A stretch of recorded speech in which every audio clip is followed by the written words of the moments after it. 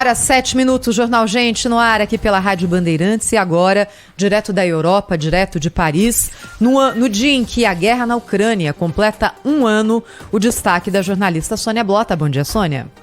Um ótimo dia para você, Thaís, para o Pedro, para o Cláudio, para os ouvintes queridos que acompanham o Jornal Gente da Rádio Bandeirantes e que ajudam a gente a fazer esse programa muito importante e que eu adoro conversar com vocês aqui nesse microfone. Mas hoje é aquela história, um ano de guerra, não poderia ser outro assunto, e uma nova ordem mundial é a conclusão que a gente pode tirar desse primeiro ano de guerra, e que infelizmente falam em primeiro ano de guerra, porque não tem prazo, não tem acordo de paz. A agressão russa uniu o Ocidente, ampliou a disputa entre Estados Unidos e China.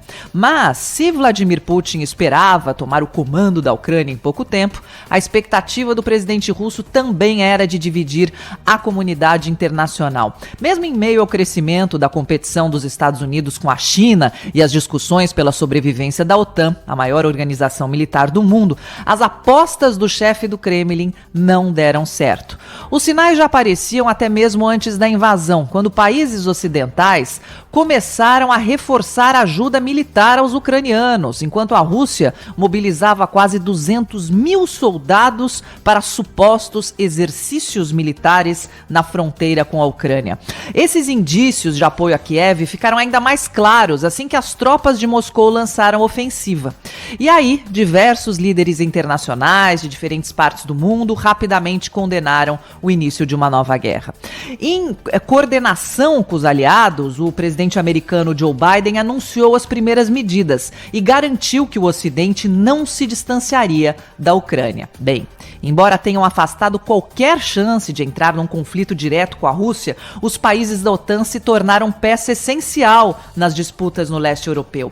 Enviaram armas, munições, mísseis, lançadores de granadas. Ao longo do tempo, com o prolongamento desse conflito, temas até então proibidos, como o envio de tanques e de jatos de guerra, passaram a virar rotina nessas discussões. E a ajuda não chegou apenas nos campos de batalha, mas também nos cofres públicos. A Ucrânia recebeu assistência financeira para garantir serviços básicos e a Rússia se tornou alvo de duras sanções econômicas. Em todas as frentes, o apoio financeiro ao governo de Volodymyr Zelensky já supera os 100 bilhões de euros, um número que chama atenção.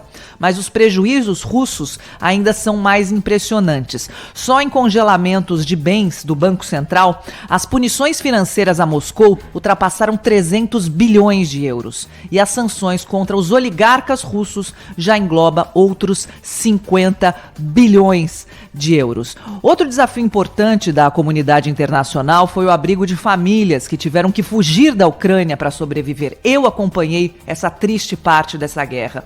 E de acordo com a ONU, mais de 8 milhões de refugiados foram registrados ao redor da Europa. 90% deles são mulheres e crianças. E onde estão esses refugiados?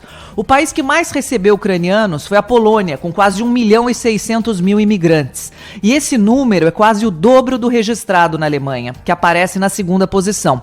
A República Tcheca é a terceira nação mais acolhedora, com pouco menos de 500 mil refugiados. Mas se a gente levar em conta a Rússia, foi o governo Vladimir Putin que recebeu mais famílias. Só que, segundo a Ucrânia, isso aconteceu de maneira forçada, totalmente contra a vontade dessa população. As tropas russas são acusadas de liderar deportações em massa. Então, gente, um ano depois do início da crise humanitária, já faltam recursos para os países prestarem assistência necessária às famílias. A ONU lançou um novo apelo pedindo quase 6 bilhões de dólares para fortalecer a rede de apoio em 10 países e também na própria Ucrânia, onde a metade da população precisa de ajuda. Essas são, a gente sabe, medidas apenas paliativas. A solução permanente só teria um caminho, que infelizmente a gente não sabe quando vai acontecer: as conversas de paz. 8 horas 11 minutos.